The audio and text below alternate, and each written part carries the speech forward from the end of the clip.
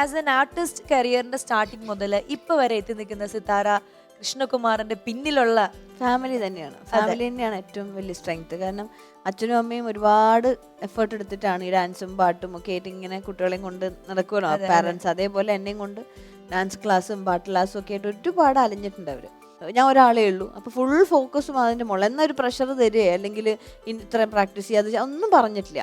വളരെ ഫ്രണ്ട്ലി ആയിട്ടുള്ള അറ്റ്മോസ്ഫിയറിൽ എൻ്റെ പ്രാക്ടീസ് ഒക്കെ നടന്നിരുന്നത്. അല്ല, ഞങ്ങളെല്ലാം വൈകിട്ടാവുമ്പം ഭക്ഷണമൊക്കെ കഴിച്ചു കഴിഞ്ഞാൽ ഈ പാട്ടും കവിതയും അന്ന് പഠിച്ച മ്യൂസിക് ക്ലാസ് ഉണ്ടല്ലോ, അതൊക്കെ വെറുതെ പാടി നോക്കും കിടക്കണതിന് മുമ്പ്.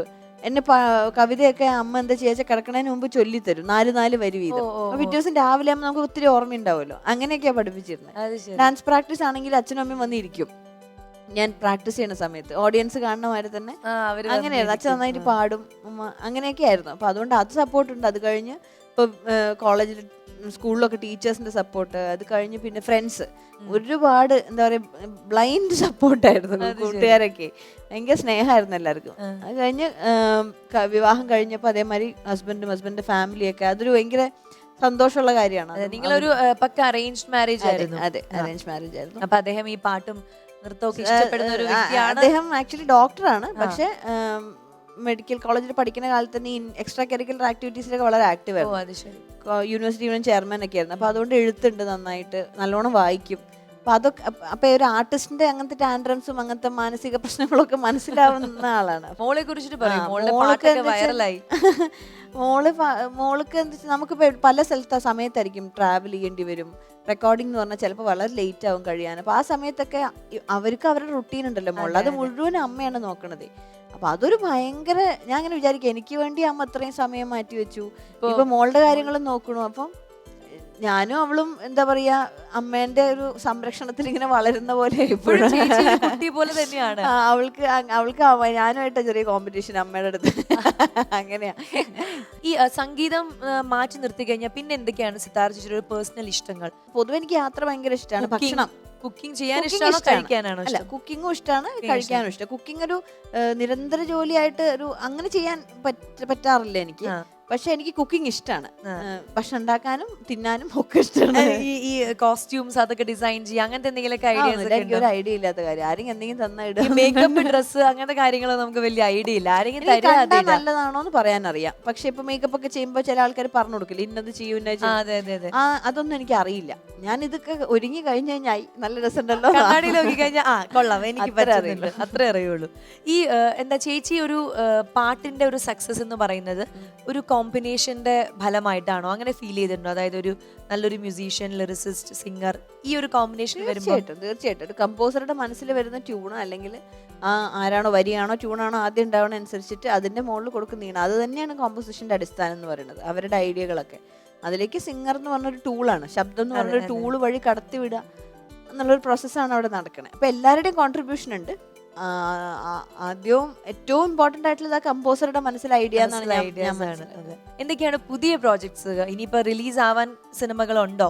കൃഷ്ണൻകുട്ടി പണി തുടങ്ങിയാണ്, അതാണ് ഇപ്പൊ റീസെന്റ്. ഇപ്പൊ കാണുണ്ട്, സ്റ്റാറിലുണ്ട് പാട്ട്, എം ജയേന്ദ്രൻ സാറിന്റെ. സ്റ്റാർ ഇപ്പം ഉടനെ റിലീസ് ആവുന്ന പണം എം ജയേന്ദ്രൻ സാറിന്റെ പാട്ട്, പിന്നെ രഞ്ജിൻ രാജ്, പിന്നെ മറ്റത് ആനന്ദ് മധുസൂദനാണ്. അത് പി ജയേന്ദ്രൻ മാസ്റ്റർ കൂടെയാണ് പാടിയിരിക്കുന്നത്. അത് ശരി, ഭയങ്കര ഒരു ഭാഗ്യമാണ്. അങ്ങനെ പാടി വെച്ച പാട്ടുകൾ കുറച്ചെണ്ണം ഉണ്ട്. അതൊക്കെ ഇങ്ങനെ ഓരോന്നോരോന്നായിട്ട് റിലീസ് ആവായിരിക്കും. അതെ, അപ്പൊ എന്തായാലും ഒരു പിടി നല്ല ഗാനങ്ങൾ നമ്മുടെ പ്രേക്ഷകർക്ക് വേണ്ടിയിട്ട് വരാൻ പോവാണ്. അതെ, അപ്പൊ എന്തായാലും താങ്ക് യു സോ മച്ച്. അപ്പൊ നമ്മുടെ റെഡ് കാർപ്പറ്റില് എനിക്ക് തോന്നുന്നു ചേച്ചി ആഗ്രഹിച്ചിരുന്ന ഒരു പെർഫോമൻസ് ആയിരിക്കും, ഒരു ഡാൻസ് കാണണം എന്നല്ലേ?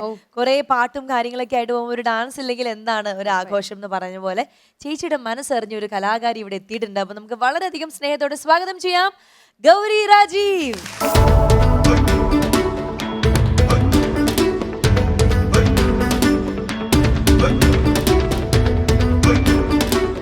ഗൗരി രാജീവ് എന്ന് പറയുന്ന കലാകാരിയെ കുറിച്ച് ഞങ്ങൾക്ക് കൂടുതൽ അറിയാനുണ്ട്. അപ്പൊ എങ്ങനെയാണ് ഡാൻസിനോടുള്ള ഒരു ഇഷ്ടം വരാൻ കാരണം?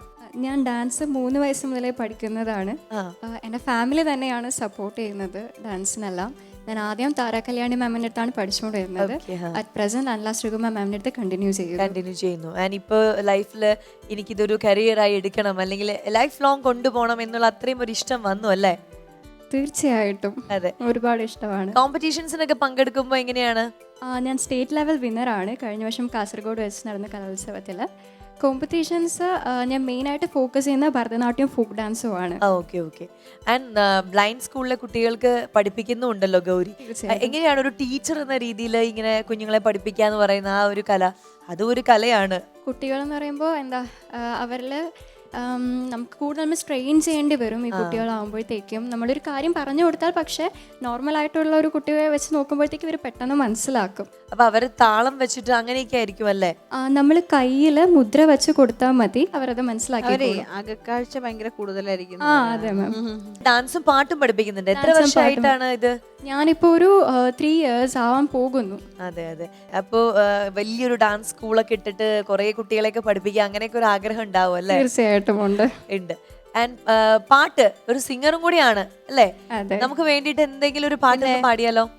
സിനിമാ പാട്ടോ നാടൻ പാട്ടോ ഏതാന്ന് വെച്ചാ? നാടൻ പാട്ട് പാടാം. നാടൻ പാട്ട് പാടാം. അതെ.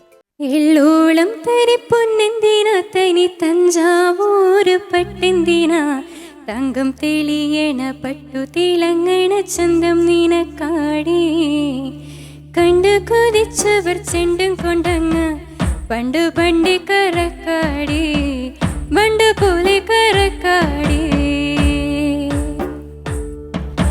കല്ലുമലക്കാതിൽ കമ്മലതില്ലേലും മാറാരും കണ്ണു വെച്ച് പോകും കന്നിക്കതിരാണി കള്ളിമുള്ള പോലും മുള്ളുകളല്ലേലും മാളൂരെ കള്ളിയവളുടെ നുള്ളൊരു മുള്ളാണി